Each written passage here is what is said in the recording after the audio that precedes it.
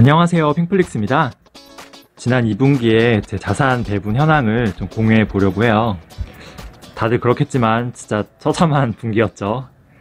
그 1년 전과 비교하면요, 제 자산은 마이너스 10% 감소했어요. 제가 한 4, 5년 동안에 이제 제 모든 소득을 다 주식 투자에 올인해 왔기 때문에 이게 분기 기준은 몰라도 1년 기준으로 자산이 감소하기는 처음이에요. 다만 이 주식 자산만 보면은 한 12% 정도 성장 늘어났는데요.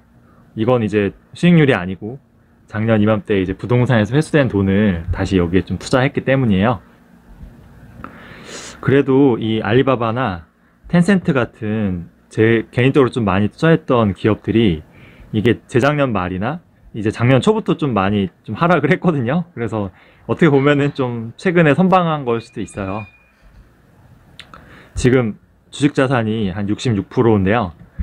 제가 지난 몇 년 동안에 원래 제 관리하고 있는 다세대 주택에서 이제 원룸 3개를 월세에 주고 있었는데 여기서 2개는 정리했고요. 지금 1개 남았는데 얘도 곧 정리를 하게 됐어요. 그래서 이 돈으로 또 주식 투자를 하게 되면 주식 비중이 80%가 되는데요. 제가 원래 목표가 주식 비중 80%긴 한데 이게 최근에 이런 변동장을 겪다 보니까 와, 내가 진짜 총 자산의 80% 주식을 버틸 수 있을지 약간 좀 자신은 없어지더라고요. 그래서 좀 고민 중이에요.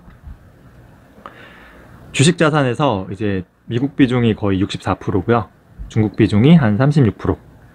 지금 한국 비중은 이제 완전히 없어졌어요.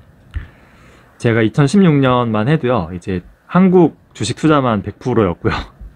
한국 주식을 격렬히 지지하는 사람이었고, 특히 저PBR이나 저PBR을 굉장히 선호하는 진짜 가치 투자자였거든요. 근데 지금 완전히 변했죠. 이제 한국은 완전히 떠났고요.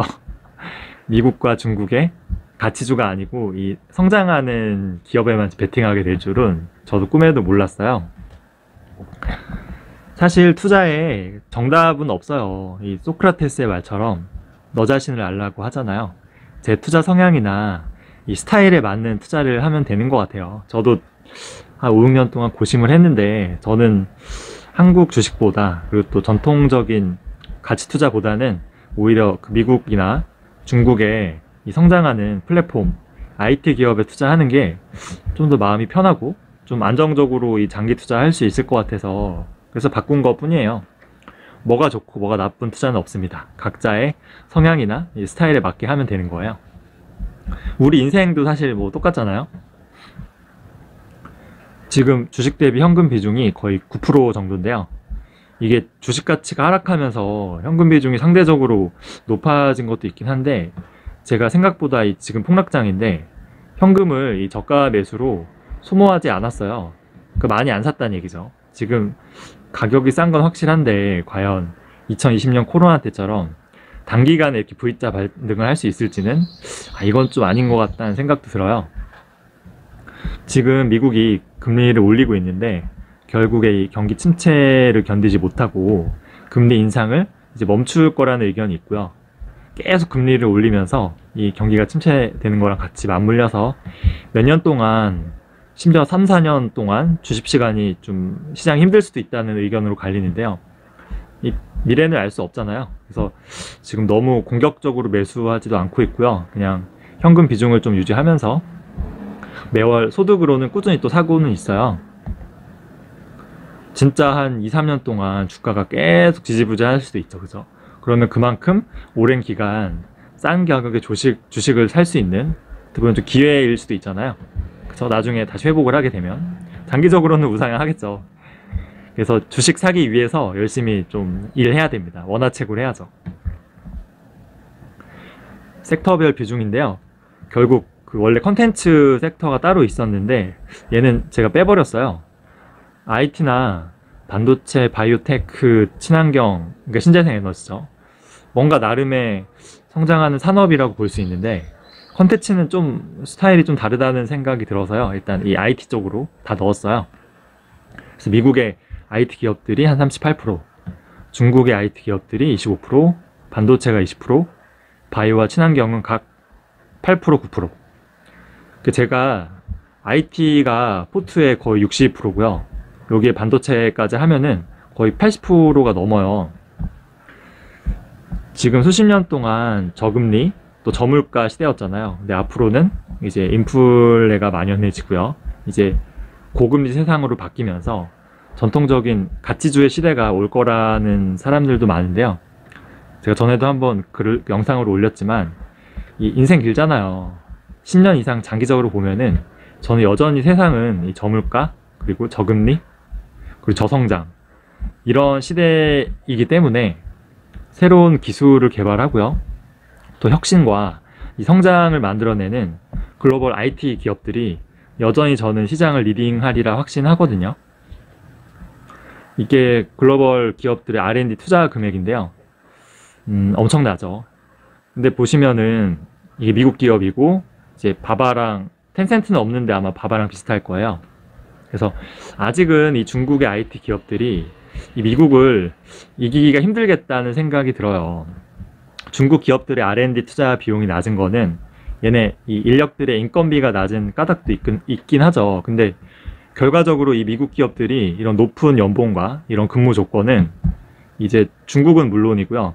이 아시아는 물론이고요. 인도, 그리고 이 아프리카, 유럽, 남미 이런 모든 신흥국의 젊은 인재들을 블랙홀처럼 아마 빨아들일 거예요. 그래서 이런 인종과 국경을 초월한 젊은 이 인재들의 이 융합과 이 경쟁 속에서요. 결국 이 혁신이랑 성장이 생겨난다고 전 보거든요.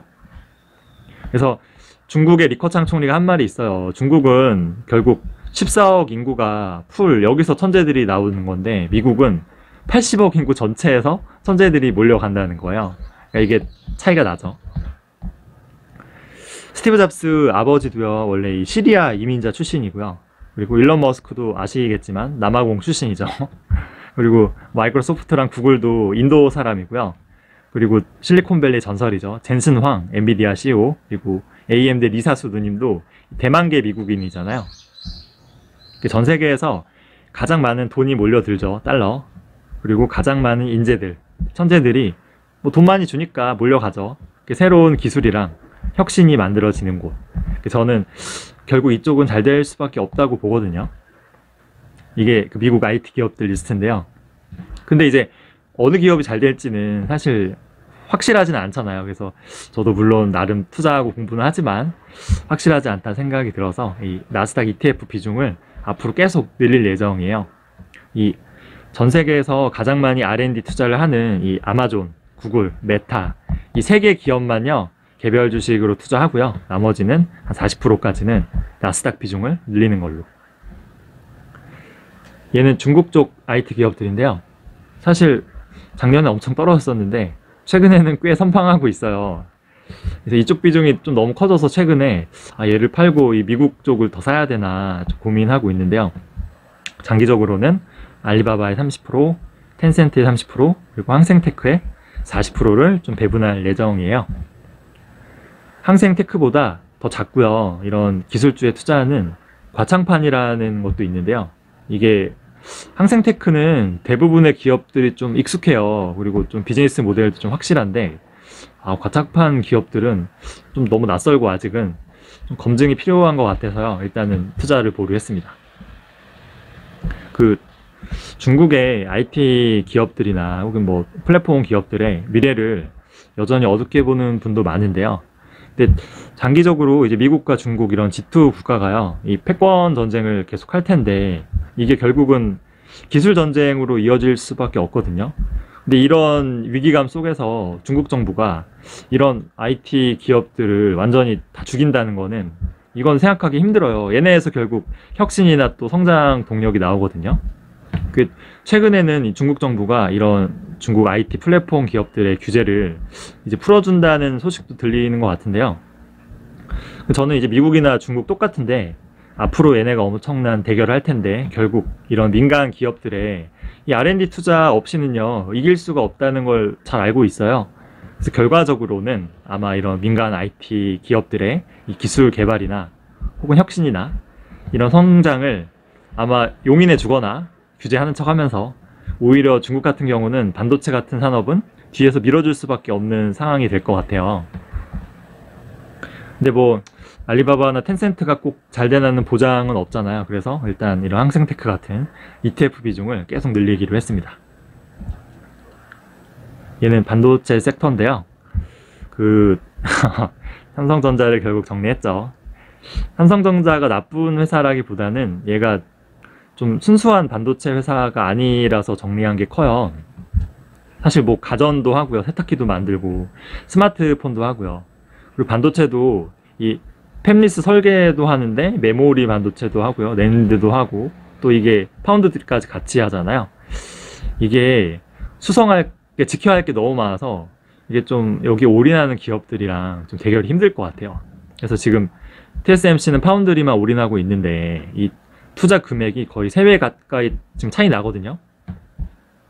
뭐 그렇다고 TSMC가 확신이 또 큰 건 아니에요. 지금 3나노치 경쟁을 하고 있는데 대체 누가 이길지 이거 확신이 없거든요. 그래서 반도체도 결국은 ETF 비중을 늘려야겠다 생각을 해서요. 그 SMH ETF 한 70% 투자하고요. 그리고 TSMC에 한 15%, 그리고 나머지 15%는 이 중국 반도체 ETF에 투자하려고 해요. 중국 반도체 최근 좋은 뉴스가 많이 나오는데요. 장기적으로 보면은 여기도 성장할 수밖에 없다는 생각이 들어요. 물론 뭐 중국 반도체가 삼성이나 TSMC처럼 하이 퀄리티는 아마 쉽지 않을 거예요. 근데 하이 퀄리티 말고 그냥 레거시 쪽에서도 저는 먹거리가 많다고 보거든요. 계속 성장이 되니까. 근데 어떤 기업이 잘 될지 모르니까 그냥 ETF로 가는 거죠. 반도체 비중이 제가 원래는 한 25%까지도 생각했었는데요. 결국 20%대로 낮췄는데, 그 이유는 제가 미국과 중국의 나스닥이나 항생 ETF 비중을 늘리고 있기 때문이에요. 어차피 이 안에도 반도체 기업들이 포함되어 있거든요. 그래서 이런 순수한 반도체 포트 비중도 조금 낮췄어요. 그리고 또 한편으로는 반도체와 같은 이런 하드웨어도 물론 성장을 하겠지만 개인적으로는 그래도 저는 좀 소프트웨어 쪽이 좀 더 매력적인 것 같더라고요. 나머지 섹터인 헬스케어랑 이 신재생 에너지 쪽은요, 그냥 ETF로만 하고 있는데, 이제 헬스케어는 이제 미국이나 선진국에 투자하는 ETF에 한 장기적으로는 70%, 그리고 중국, 이거 좀 잘못 나왔네요. 중국의 이제 헬스케어에 투자하는 ETF에 여기가 장기적으로는 한 30%, 그리고 신재생 에너지는 이 선진국과 미국에 있는 기업의 한 60%, 그리고 중국의 이런 신재생 에너지 기업의 한 40%. R&D 투자가 많이 들어가야 되는 이런 바이오 테크 분야에서는 중국이 미국을 이기기가 쉽지 않아 보이는데, 이런 태양광, 풍력, 수소 등 신재생 에너지 관련해서는요, 오히려 중국이 좀 유리한 부분도 있어 보여요. 그래서 일단은 이런 비중으로 꾸준히 투자할 예정이고요.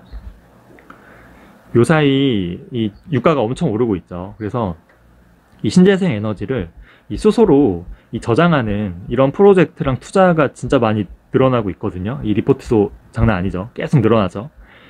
이쪽에서 뭔가 기회가 있을 것 같긴 한데 뚜렷한 아이디어는 떠오르지 않더라고요. 그래서 이쪽도 기회가 되면 한번 제가 영상 만들어 볼게요.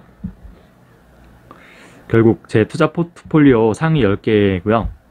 반도체 ETF, 아마존, 구글, 알리바바, 텐센트, 항생테크 ETF, 그리고 이 바이오테크 ETF, 신재생 에너지 ETF, 나스닥 ETF, 메타까지. 이렇게 10개가 제 포트폴리오의 거의 80%더라고요. 어떻게 보면 저도 뭐 ETF가 있긴 하지만 집중 투자라고도 볼 수 있죠. ETF 비중이 지금 44%까지 올라왔는데요. 앞으로도 아마 ETF 비중 계속 늘어날 것 같아요. 제가 투자를 하면 할수록 좀 자신감이 좀 떨어지더라고요. 이 알리바바나 텐센트나 페이스북의 경우를 보면요, 특히 그 넷플릭스가 심했죠. 이게 정부가 뭐 갑자기 규제를 하든 아니면 갑자기 기업의 실적이 꺾이든 뭐 다른 펀더멘탈에 문제가 생기든 이거를 내가 알게 됐을 때는 이미 주가가 폭락한 뒤라요. 이게 대응이 안 돼요. 이게 그러다 또 가만히 있다 보면 또 더 폭락하거든요. 이게 기업의 가치는 변동이 없는데 단지 시장의 가격만 폭락한 것인지 아니면 가치 자체도 지금 원래 나빠진 건지 판단할 수가 없어요. 알리바바나 텐센트나 메타 플랫폼이죠. 지금은 그 넷플릭스나 제가 4, 5년 전에 처음 투자를 결정했을 때는 이 제가 생각에는 아마 다 위대한 기업이었을 거예요. 많은 전문가들이 추천했죠. 근데 지금 4, 5년이 지난 다음에 지금 과연 얘네가 위대한 기업이냐 그러면은 좀 판단이 서지를 않아요. 제가 이런 걸 판단할 수 있는 일단 그 능력도 없거니와 이런 거를 막 고민하는 게 저한테는 좀 스트레스더라고요.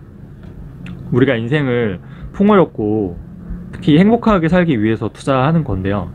투자하느라 스트레스 받아서 행복하지가 않으면 이게 참 의미가 없잖아요. 그래서 워런 버핏이 그냥 S&P 500 같은 인덱스에 투자라는 이유가 있어요. 인덱스에 장기 투자하면은 사실 누구나 아무리 금융이나 그런 경제 지식이 없어도 한 8에서 10% 정도는 수익 낼 수 있거든요. 그래서 그냥 욕심을 좀 버리고 ETF 비중을 늘려서 한 8에서 10%만 수익을 좀 추구하면서 좀 유유적적 좀 행복하게 사는 게 맞지 않나라는 생각이 좀 요새 많이 들어요. 그래서 주식이나 산업에 대해 고민하고 막 그래프, 주가 그래프 보면서 막 스트레스 받을 시간에 그냥 좋아하는 사람이랑 맛있는 거 먹고 우리 인생을 좀 향유하는 게, 즐기는 게 더 좋은 거 아닐까? 라는 생각을 좀 최근에 많이 했는데요. 근데 한편으로는 또 이런 산업이나 개별 기업에 대해서 공부하고요. 또 이렇게 장기 투자하면서 기업과 같이 성장하는 또 이런 기쁨도 사실 있잖아요. 그래서 아예 이런 기쁨을 포기할 수는 없으니까요. 이 ETF랑 그리고 이 개별 주식 간의 이 적당한 이 밸런스를 잘 조절해 봐야 될 것 같아요. 장기적으로는 아마 ETF의 한 70% 그리고 개별 주식이 한 30%가 되지 않을까 싶어요. 제가 원래는 그 3월부터 이 선배네 회사에 들어가서 열심히 좀 빡시게 일해서 돈 벌 생각이었는데요. 지금 좀 갑자기 좋은 기회가 생겨서 지금 뜬금없지만 서울시에서 일하고 있어요. 서울시 청년들 이제 경제 제가 교육도 좀 하고요.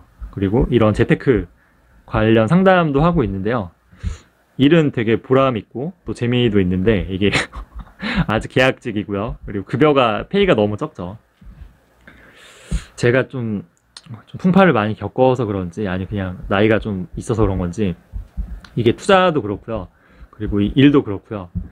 예전에 어릴 때 이런 야망이나 좀 욕심이 좀 이제 없어지는 것 같아요. 제가 20대 때는 제가 하는 일로 대한민국 최고가 되어야겠다는 좀 어이없는 이런 야망으로 가득 차 있었는데요. 지금은 꼭 제가 성공하거나 뭐 엄청 많은 돈을 벌지 않더라도 좀 항상 얘기했지만 보람 있고 좀 가치 있고 좀 의미 있는 일 하고 싶다는 생각을 좀 많이 했었어요. 그렇게 좀 내가 좋아하는 일 하면은 사실 파이어족으로 은퇴할 필요도 없어요. 내가 좋아하는 일 하면서 적당히 또 돈도 벌 수 있으면요. 굳이 뭐 일 그만둘 필요 없죠. 제가 기회가 되면은 지금 서울시에서 하고 있는 일도 한번 글로 써볼게요. 아직은 좀 불안하고 좀 개선돼야 될 점도 많긴 한데요. 장기적으로는 좀 가치 있고 좀 의미 있는 일이라고 생각되거든요. 그래서 오늘도 이 시로 자산 배분 리뷰를 마무리할게요. 좋은 술 마시고 은근히 취한 뒤에 예쁜 꽃 보노라. 반쯤 피었을 때. 그래서 활짝 핀 꽃보다 이렇게 좀 반쯤 핀 꽃이 더 아름답다고 해요.